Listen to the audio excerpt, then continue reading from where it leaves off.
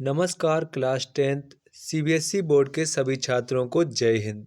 तो बच्चों आज हम लोग प्री बोर्ड एग्जामिनेशन 2025 और 26 के लिए बच्चों आज हम लोग अपना मैथमेटिक्स का मोस्ट इम्पॉर्टेंट क्वेश्चन पेपर देखेंगे जो कि बच्चों आपके प्री बोर्ड एग्जाम के लिए काफ़ी ज़्यादा इम्पॉर्टेंट होगा। क्योंकि यहाँ पर बच्चों आपको इस क्वेश्चन पेपर में बोर्ड में आए हुए जो कि आपके मोस्ट इम्पॉर्टेंट क्वेश्चन बन सकते हैं उसी को मैंने यहाँ पर लेकर क्वेश्चन पेपर बनाया है जो कि आपके लिए काफ़ी ज़्यादा इम्पोर्टेंट होगा। अगर बच्चों आप लोगों ने इस क्वेश्चन पेपर को अच्छे प्रकार से तैयार कर लिया तो बच्चों यहाँ पर मैं यकीन के साथ कह सकता हूँ कि आप सभी स्टूडेंट के यहाँ पर 80 में से यहाँ पर 70 प्लस तो नंबर हर हालत में होंगे।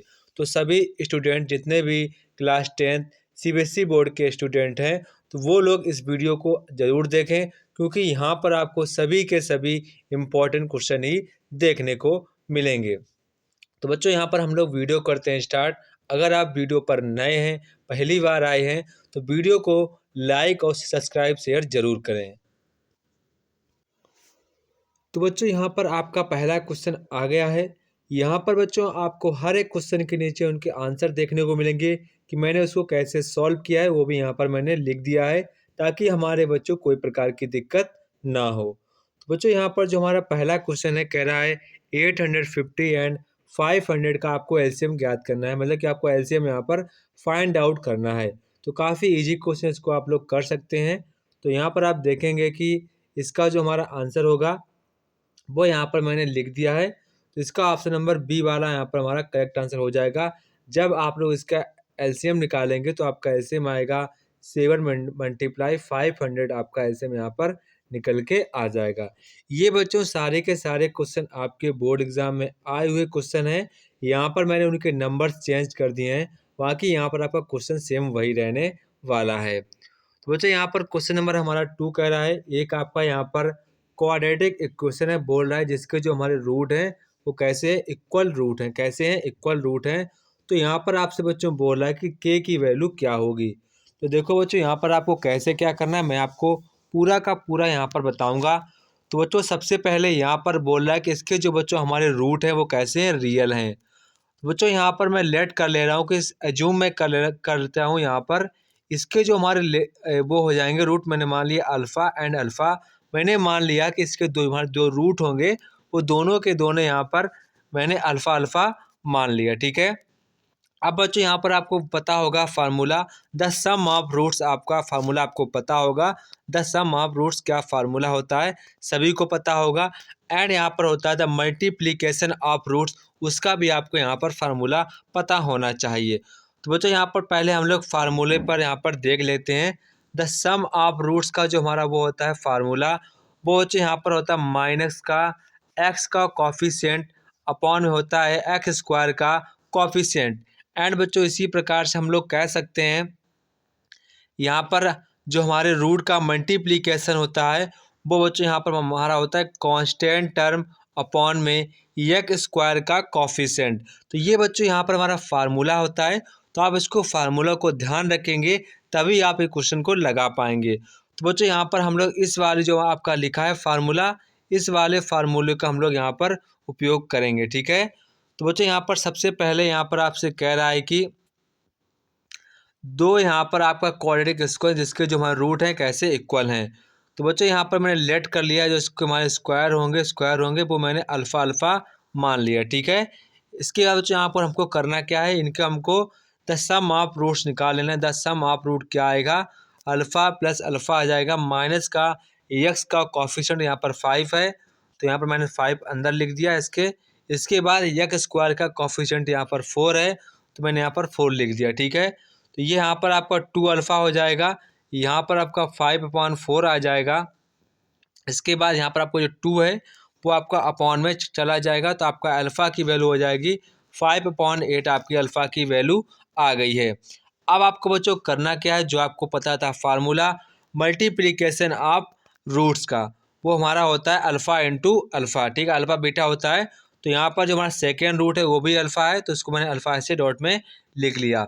इसके बाद आपका जो कांस्टेंट टर्म है वो आपका के है। इसके बाद यहाँ पर जो आपका एक्स स्क्वायर का जो कॉफिशिएंट है वो आपका 4 है, वो मैंने यहाँ पर लिख दिया। अब बच्चों यहाँ पर आपके अल्फ़ा की जो वैल्यू आई थी वो यहाँ पर मुझे रख देनी है। जो आपकी अल्फ़ा की वैल्यू आई थी वो यहाँ पर मुझे रख देनी है। अल्फ़ा की वैल्यू आपकी आई थी 5/8 आपकी आई थी। अल्फ़ा की वैल्यू आपकी 5/8 आई थी। तो बच्चों यहाँ पर आपको बराबर लिख देना k/4 लिख देना। आप इसको 4 से काट दें, 4 × 1 = 4, 4 × 2 = 8 आपका कट जाएगा, ठीक है। तो बच्चों यहाँ पर आपका ओनली k बचेगा। तो आपकी जो k की वैल्यू बच्चों आ जाएगी 5 × 5 = 25 आ जाएगा, अपॉन में आपका आ जाएगा 8 × 2 = 16। तो बच्चों आपके यहाँ पर कह रहा है कि आपसे पूछ रहा है k की वैल्यू कितनी होगी।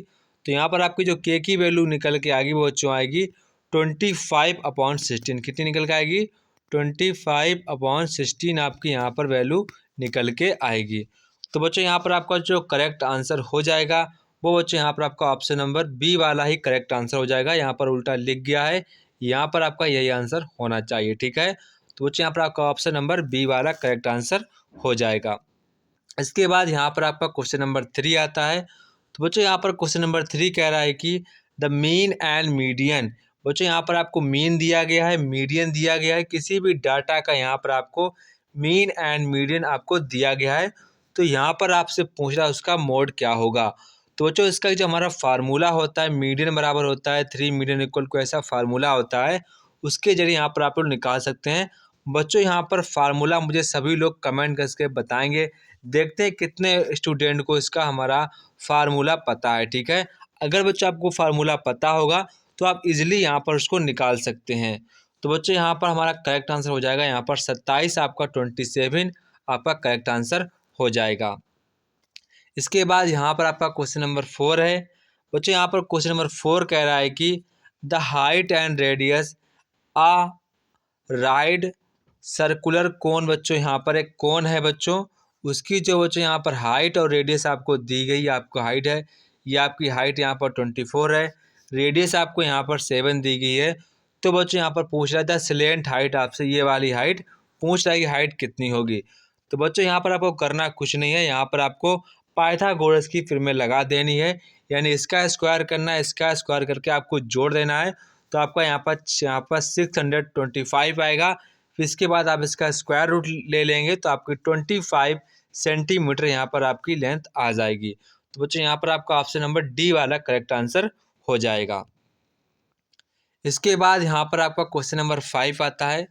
तो बच्चों क्वेश्चन नंबर 5 यहाँ पर कह रहा है if one of the zeros of the quadratic polynomial, यहाँ पर आपको दिया गया 3।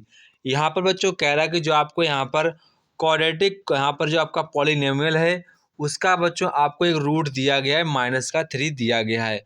तो बच्चों यहाँ पर कह रहा है then the value of is. तो यहाँ पर कह रहा है इसकी वैल्यू क्या होगी। तो मतलब कि यहाँ पर आपसे ए की वैल्यू पूछा, जहाँ पर आपको ए लिखा है इसकी आपसे वैल्यू पूछ रहा है, इसकी वैल्यू क्या होगी। तो करना कुछ नहीं, जहाँ जहाँ पर आपको एक्स दिख रहा है उसकी जगह बच्चों आपको -3 पुटअप कर देना है। तो बच्चों करना क्या है, a - 1 यहाँ पर लिखा है x स्क्वायर, तो -3 का स्क्वायर कर देना है। देन आपको a लिखना है, फिर आपको यहाँ पर -3 लिखना है, फिर आपको +1 कर देना इक्वल टू 0 कर देना। क्योंकि जब हम किसी भी रूट को उसके इक्वेशन में पुटअप करते हैं तो उसकी वैल्यू यहाँ पर 0 के इक्वल हो जाती है। अब यहाँ पर आपको a-3 लिखना है, इसके बाद 9, ये आपका -3a हो जाएगा, +1 इक्वल टू 0 आपका बन जाएगा। अब यहाँ से आपको यहाँ पर a की वैल्यू निकाल लेनी, कुछ नहीं करना है। इसका मल्टीप्लाई करें तो 9a हो जाएगा, माइनस का यहाँ पर आपसे हो जाएगा -3a और 1 प्लस ये आपका हो जाएगा -9 और +1 आपका 8 बन जाएगा। कितना बन जाएगा, -8 इक्वल टू 0 कर देना। यहाँ से आपका 6a बचेगा -8, ठीक है। तो यहाँ पर हम लोग लिख लेंगे 6a - 8 इक्वल टू 0।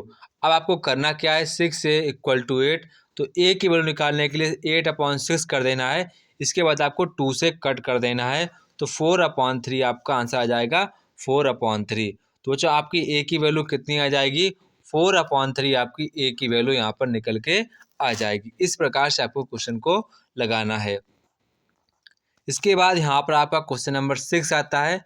तो बच्चों क्वेश्चन नंबर 6 यहाँ पर कह रहा है अ card is drawn from well shuffle deck 25 playing cards. यहाँ पर कह रहा है कि जो हमारे 25 कार्ड्स होते हैं, जो हम लोग कार्ड्स खेलते हैं, उसमें यहाँ पर 52 हमारे प्लेइंग कार्ड्स होते हैं। कितने होते हैं? 52 होते हैं।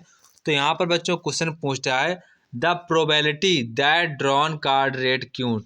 यहाँ पर कह रहा है उसकी प्रोबेबिलिटी क्या होगी जो हमारा डाउन कार्ड है वो रेड क्यून हो। कैसा हो? रेड क्यून हो। तो बच्चों यहाँ पर रेड पत्ते जो हमारे सिर्फ किसके होते हैं बच्चों? रेड जो पत्ते हमारे होते हैं सिर्फ और सिर्फ यहाँ पर आप कह सकते हैं जो ईंट वाला होता है एंड इसका जो हमारे इस प्रकार का साइन होता है उसके दिल वाले का और ब्रिक वाले के दोनों जो पत्ते बच्चों हमारे होते हैं कार्ड वो रेड कलर के होते हैं।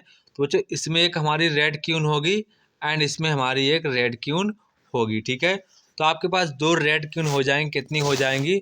2 रेड क्यून आपके पास यहाँ पर हो जाएंगी। ठीक है, पर यहाँ पर आपसे सिर्फ और सिर्फ क्यून की बात कह रहा है। कितनी कह रहा है? क्यून की बात कह रहा है। क्या कह रहा है आपसे? क्यून की बात कह रहा है। तो आपको करना क्या है, यहाँ पर आपके पास इसके पास ये पत्ते हमारे 13 हो जाएंगे, इसके बाद पूरे हो जाएंगे 13। तो आपके 2/26 लिखना। कितना? 2/26।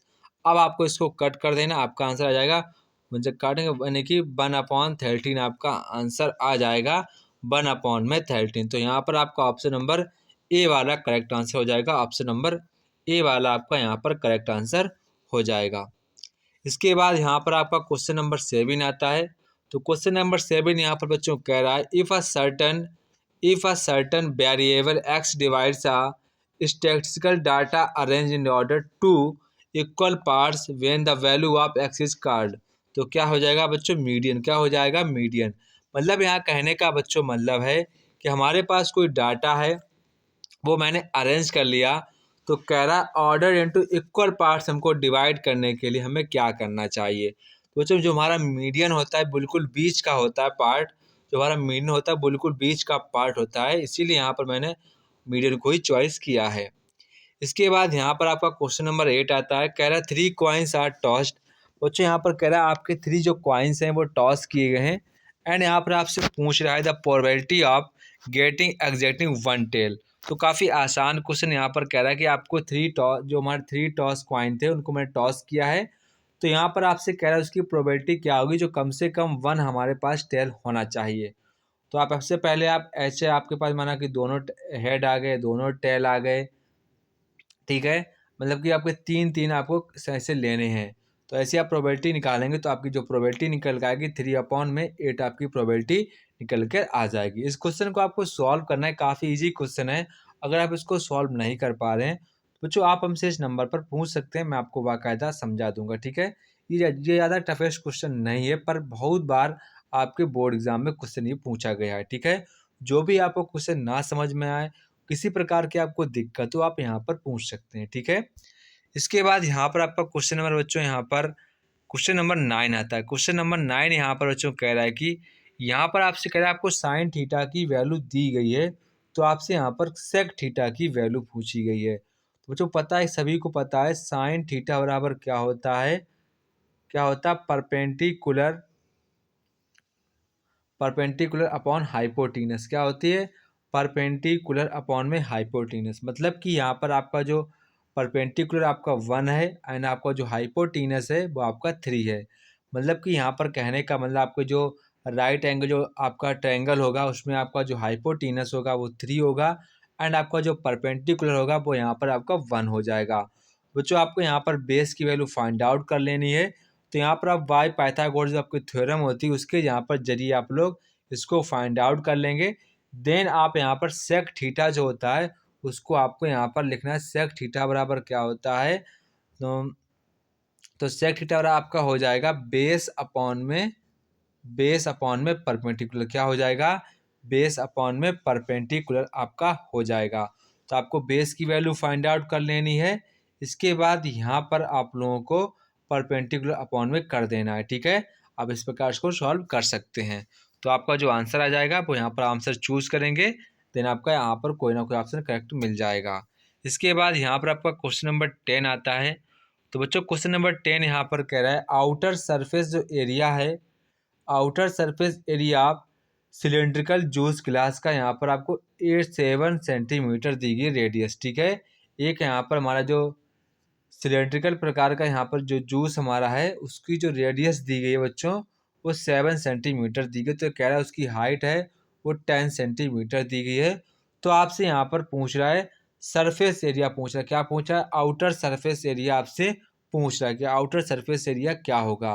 तो आपको सभी को पता है 2πr/h, आपको ये लगा देना फार्मूला, आपका आंसर आ जाएगा। ठीक है, तो बच्चों यहाँ पर आपका जो करेक्ट आंसर हो जाएगा वो आपको यहाँ पर ऑप्शन नंबर बी वाला करेक्ट आंसर हो जाएगा, ऑप्शन नंबर बी वाला। ठीक है, आपका ऑप्शन नंबर बी वाला करेक्ट आंसर हो जाएगा। इसके बाद यहाँ पर क्वेश्चन नंबर 11 आता है।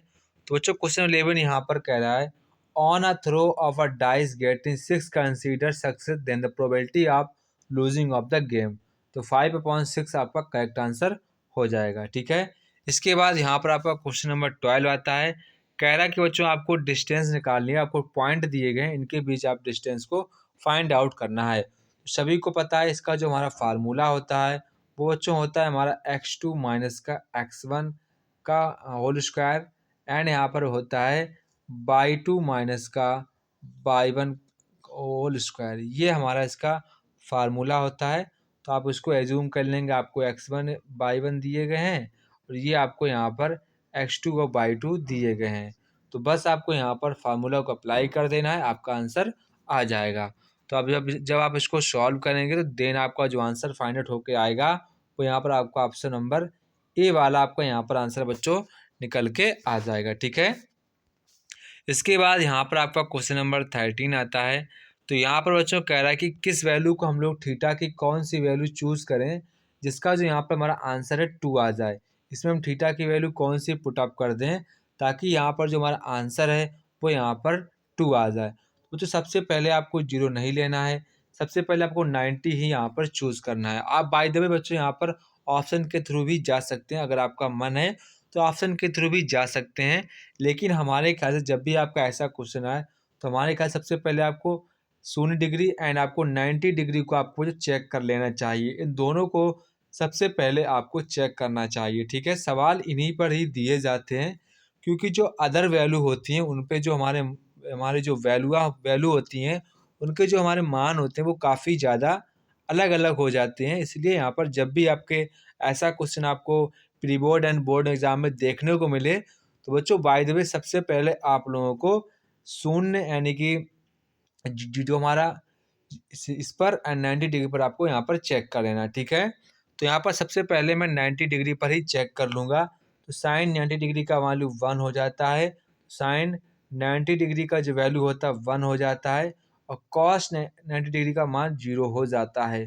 तो मैं इसको ऐड करूँगा तो आपका यहाँ पर इक्वल टू 2 बन जाएगा।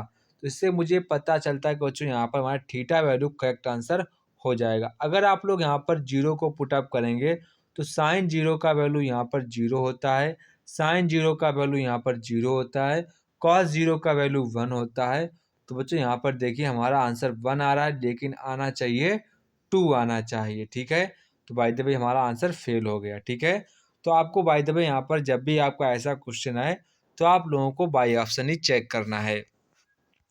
इसके बाद यहाँ पर आपका क्वेश्चन नंबर 14 आता है।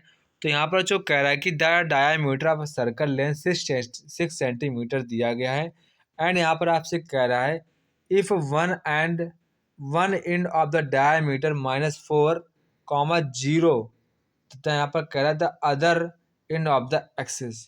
तो यहाँ पर जो कहने का मतलब कह रहा है कि एक आपका सर्कल है उसका जो आपका यहाँ पर डायामीटर है वो आपका 4 सेंटीमीटर दिया गया है। तो यहाँ पर क्या है उसका जो हमारा वन एंड यहाँ पर है वो माइनस का वहाँ 4 पर टच कर रहा है तो एक्स एक्सिस पर कहाँ पर होगा। तो बच्चों आपको करना कुछ नहीं, आपको यहाँ पर कोऑर्डिनेट आपको बना लेना है। क्या बना लेना है? कोऑर्डिनेट आपको बना लेना है। आपको इस क्वेश्चन को प्रैक्टिस करना है, एक बार अपने हैंड से ही प्रैक्टिस करना है।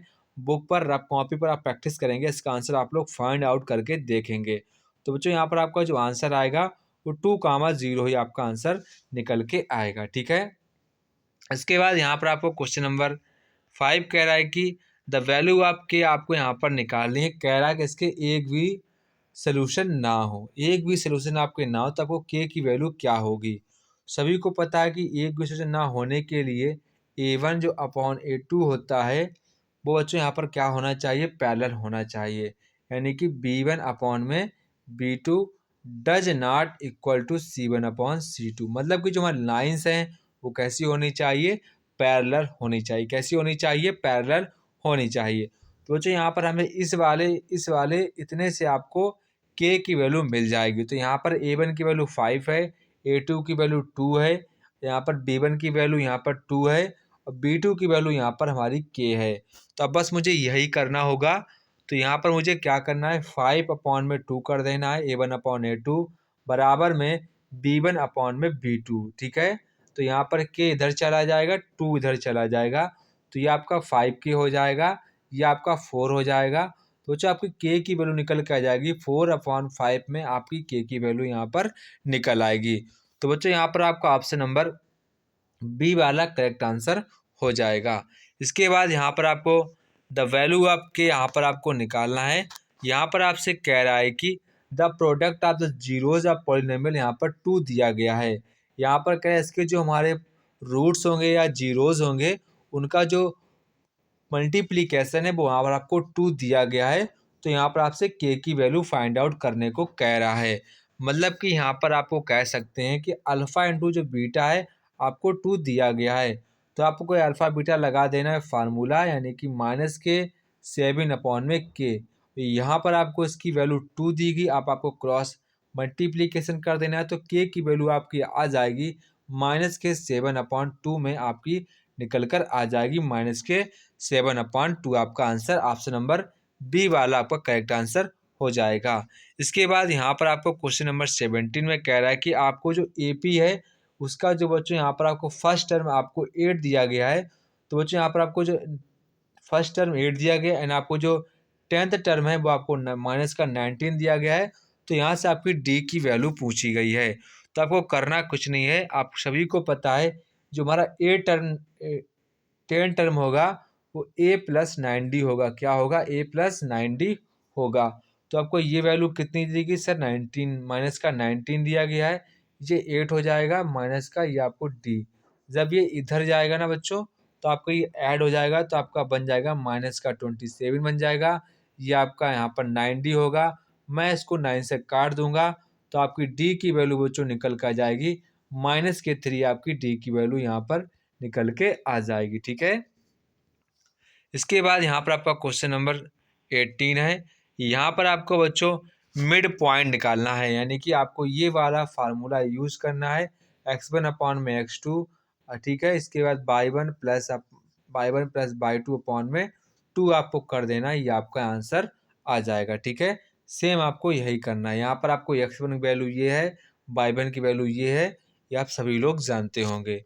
इसके बाद यहाँ पर बच्चों आपको स्टेटमेंट आपको रीजन क्वेश्चन दिए जाएंगे। तो यहाँ पर मैंने इनके आंसर पहले से ही लिख दिए हैं, सिर्फ आपको यहाँ पर आंसर आपको ये स्टेटमेंट आपको खुद से रीड करना है।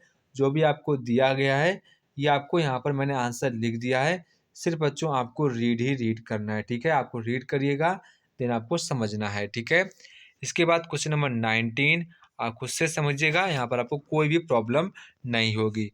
इसके बाद यहाँ पर क्वेश्चन नंबर 21 है। यहाँ पर बच्चों मैंने हर एक क्वेश्चन को उसको सॉल्व करके नीचे लिख दिया है, ताकि यहाँ पर हमारे किसी बच्चों को समझने में प्रॉब्लम ना हो। तो बच्चों यहाँ पर सबसे पहले आपसे क्वेश्चन कह रहा है कि प्रूव दैट, आपको प्रूव करना है कि जो नंबर है ये आपका इर्रेशनल नंबर है। एंड यहाँ पर कह रहा है गिवन दैट, आपको दिया गया है जो हमारा 5 है वो हमारा इर्रेशनल नंबर आपको पहले से दिया गया है।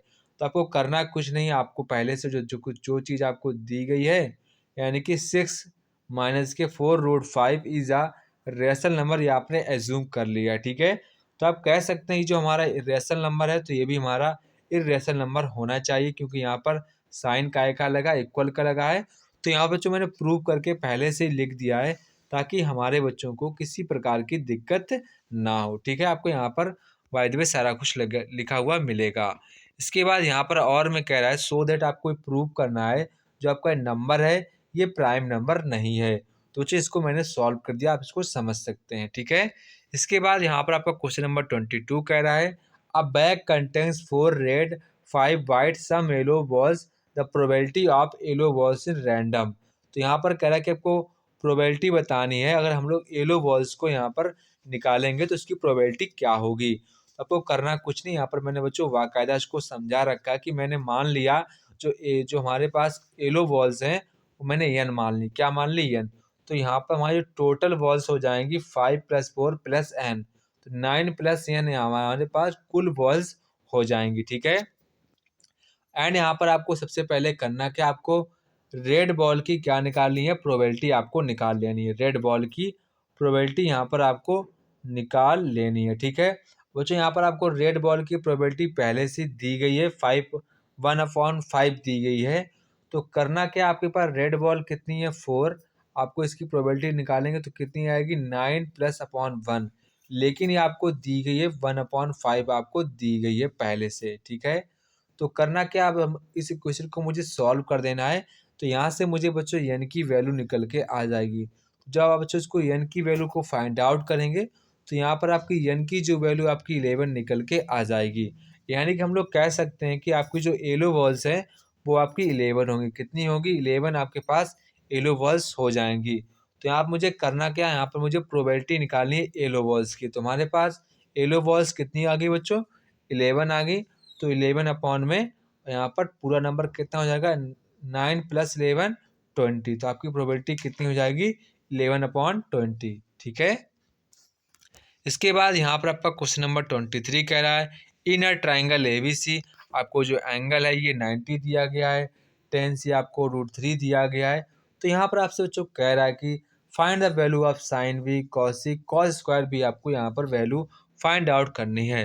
बच्चों करना कुछ नहीं है, यहाँ पर मैंने बाकायदे तरीके से इसको लगा दिया है। सिर्फ आपको बच्चों समझना है। अगर आप जो भी यहाँ पर क्वेश्चन को नहीं समझ पा रहे हैं तो बच्चों आप हमें इस नंबर पर पूछ सकते हैं। जो भी आपका बच्चों डाउट बचेगा, जो भी आपका डाउट होगा, मैं बच्चों ईमानदारी के साथ आपके डाउट सारे क्लियर करूँगा। ठीक है, तो आप सिर्फ मुझे इस नंबर पर पूछेगा, जो भी आपका डाउट होगा मैं ईमानदारी के साथ क्लियर करूँगा। इसके बाद बच्चों आपका क्वेश्चन नंबर 24 आता है। तो बच्चों क्वेश्चन नंबर 24 यहाँ पे आपसे कह रहा है कि आपको लेंथ BQ की लेंथ निकालनी, BQ की लेंथ क्या होगी। तो बच्चों यहाँ पर आपको कुछ नहीं है, यहाँ पर आपको सिमिलरिटी लगानी है। क्या लगानी है, सिमिलरिटी। आपको ये वाला साइन आपने देखा होगा, आपको वही यहाँ पर लगाना है। तो ये आपको यहाँ पर दो ट्रायंगल दिख रहे हैं, ये आपस में बच्चों सिमिलर ट्रायंगल ही हैं। यहाँ पर देखेंगे जो हमारे एंगल्स हैं ये हमारे आपस में इक्वल होंगे, तो ये भी एंगल हमारे आपस में यहाँ पर इक्वल होंगे। तो यहाँ पर 2 एंगल्स इक्वल हो गए। तो हम लोग बच्चों कह सकते हैं जो हमारे एंगल्स हैं ये हमारे सिमिलर एंगल हैं। कैसे हैं, सिमिलर एंगल हैं। तो वही यहाँ पर मैंने सारा कुछ पहले से लिख दिया है।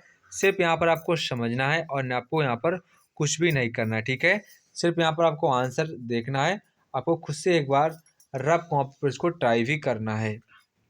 इसके बाद यहाँ पर आपको क्वेश्चन नंबर 25 कह रहा है कि solve the following pair of linear equation and x y. यहाँ पर जो करना कि आपको दो लीनियर इक्वेशन दिए गए हैं, यहाँ पर जो आपको इसकी एक्स और वाई की वैल्यू को फाइंड आउट करना है।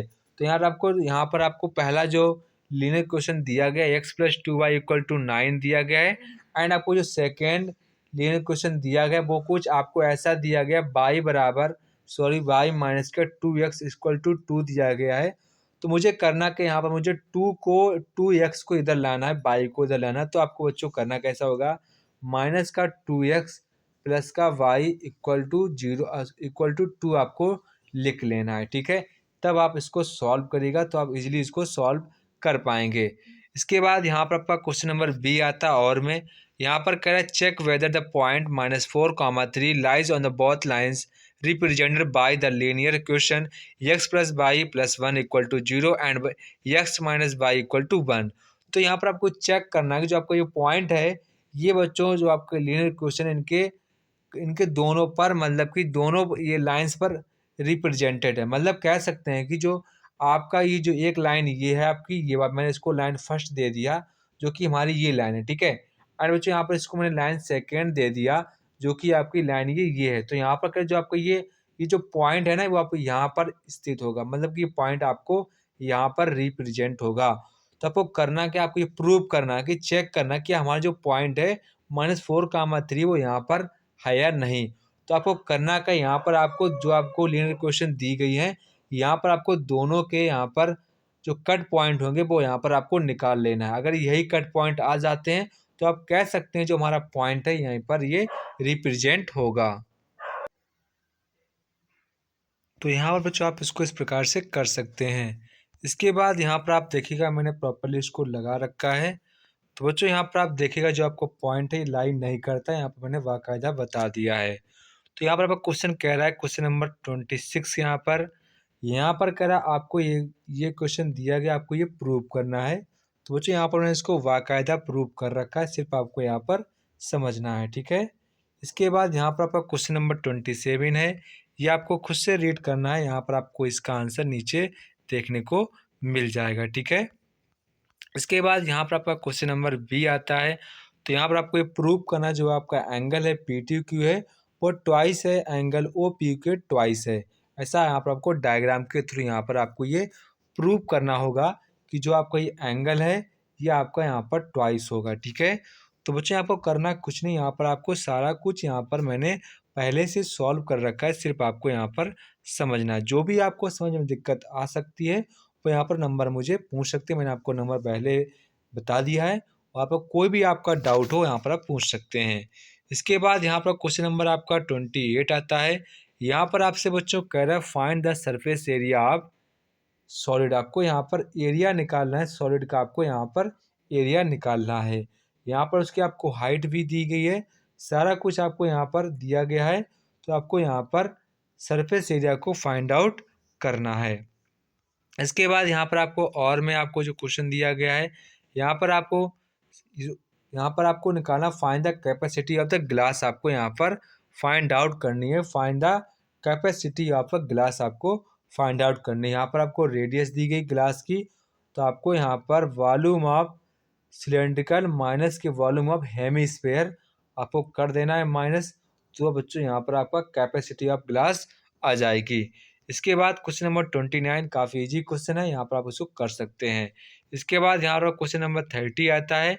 यहाँ पर क्या है the line AB intersect x axis at a. देखो यहाँ पर ए पर किया है, बाई एक्सिस बी पर किया है। तो यहाँ पर कह रहे P आपको पॉइंट एक दिया गया है, तो lies on the line AB पर है, जो कि बच्चों 3:1 में इसको डिवाइड करता है। तो यहाँ पर जो कह रहा है कि find the coordinate of A and B। तो आपको A एंड B के कोऑर्डिनेट को फाइंड आउट करना है। बच्चों यहाँ पर मैंने इसको लगा दिया है, यहाँ पर आपको सिर्फ इसको समझना ही समझना है, ठीक है। इसके बाद यहाँ पर आपको देखेंगे क्वेश्चन नंबर 31 को। 31 यहाँ पर कह रहा है the greater of the supplementary angle exceed the smaller by 18, find the measures of two angles. तो यहाँ पर इसको मैंने प्रॉपर्ली लगा रखा है, अब इसको समझना ही समझना है, ठीक है। इसके बाद यहाँ पर आपसे कह रहा है आपको गिवन जो फिगर दिया गया इसको आपको यहाँ पर एरिया को फाइंड आउट करना है। जहाँ जहाँ आपको यहाँ पर लाइनिंग्स की गई हैं इसका आपको बच्चों एरिया को फाइंड आउट करना है। तो बच्चों आपको करना कुछ नहीं, आपको इसको समझना है। अब जो भी क्वेश्चन आपको समझ में ना आए बच्चों वो यहाँ पर आप हमसे पूछ सकते हैं। बाय द वे मैंने लैंग्वेज काफ़ी आसान लिखी है, आपको समझ में पक्का आएगा, ठीक है। तो बच्चों यहाँ पर आप लोग इस नंबर पर कांटेक्ट कर सकते हैं, जो भी आपका डाउट होगा हम उसको क्लियर करेंगे, ठीक है। इसके बाद बच्चों आपको यहाँ पर देखेंगे क्वेश्चन नंबर 33 आता है। तो सारे क्वेश्चन आपको रीड करना है। अब यहाँ पर आपको सारे क्वेश्चन रीड करने, जो भी आपको डाउट होगा वो हमसे पूछ सकते हैं, ठीक है। यहाँ पर आप ये भी देखिएगा, यहाँ पर आपको इसकी हाइट निकालनी थी, तो मैंने हाइट आपकी आ गई 34.6 मीटर आपकी हाइट आ जाएगी। इसके बाद यहाँ पर आपको डिस्टेंस निकालनी है, टू बिल्डिंग्स के बीच में आपको डिस्टेंस निकालनी है। तो यहाँ पर आपको बिल्डिंग B एंड D के बीच यहाँ पर आपको जो पॉइंट है BD, यहाँ पर आपको इसी के बीच आपको डिस्टेंस को फाइंड आउट करना है। कुछ यहाँ पर मैंने इसको प्रॉपर्ली लगा रखा है, सिर्फ यहाँ पर आपको समझना ही समझना है, ठीक है। इसके बाद यहाँ पर आपको क्वेश्चन नंबर 34 है। यहाँ पर आपको ये आपके बच्चों थेल्स की थ्योरम है, इसको आपको प्रूव करना है। ये बच्चों आपके pre board and board exam के लिए सबसे ज़्यादा इम्पोर्टेंट थ्योरम है। तो आप सभी लोग इस थ्योरम को अच्छे प्रकार से रिवाइज करना है अपनी रफ कॉपी पर, ठीक है। अपनी बुक से इसको रिवाइज करिएगा, ठीक है। इसके बाद यहाँ पर आपको कह रहा है कि यहाँ पर आपको ये प्रूव करना है, तो आपको यहाँ पर एंगल्स वगैरह सारे आपको मानने होंगे। तो यहाँ पर मैंने सारा इसको लिख रखा, आपको यहाँ पर समझना ही समझना और कुछ नहीं करना है, ठीक है। इसके बाद यहाँ पर आपको AP का जो एनवा टर्म है, NN टर्म है, वो आपको यहाँ पर दिया गया 4n² - 1। तो यहाँ पर आपसे फर्स्ट टर्म पूछा गया है एंड आपसे कॉमन डिफरेंस भी पूछा गया, तो आप इसको इजीली सॉल्व कर पाएंगे। ऐसा यहाँ पर कुछ भी कठिन नहीं है। इसके बाद यहाँ पर आप सभी क्वेश्चन देखते जाइएगा। यहाँ पर आप सारे क्वेश्चन आपके एग्जाम के पॉइंट ऑफ व्यू से काफ़ी ज़्यादा इंपॉर्टेंट है। ये बच्चों क्वेश्चन आपके बोर्ड एग्जाम में आए हुए क्वेश्चन है, इनको मैंने खुद से सॉल्व किया है, फिर मैंने यहाँ पर आपको दिया। अगर आपको पीडीएफ वगैरह चाहिए तो नंबर से मांग सकते हैं। पहले 10 छात्रों को पीडीएफ फ्री दी जाएगी। जो भी मुझे शुरुआत के 10 स्टूडेंट होंगे उनको पीडीएफ फ्री में प्रोवाइड कर दी जाएगी, ठीक है। तो जो आपको कोई भी डाउट हो तो आप पूछ सकते हैं कमेंट बॉक्स के जरिए। वहाँ पर मैं आपको अपना नंबर पिन कर दूंगा, वहाँ से अपना कमेंट पूछ सकते हैं, ठीक है। जो भी आपका डाउट होगा वो जो अच्छे प्रकार से क्लियर किया जाएगा। आपका किसी भी यहाँ पर कोई भी डाउट मैथ का बने वो हमसे पूछ सकते हैं, ठीक है। अब बच्चों आपको सारे क्वेश्चन आपको लगाने हैं, खुद से एक बार ट्राई करने हैं। ऐसा नहीं, मैथमेटिक्स जो सब्जेक्ट होता है वो बच्चों यहाँ पर प्रैक्टिस का सब्जेक्ट होता है, तो अब इसको अच्छे प्रकार से ज़रूर लगाइएगा, ठीक है।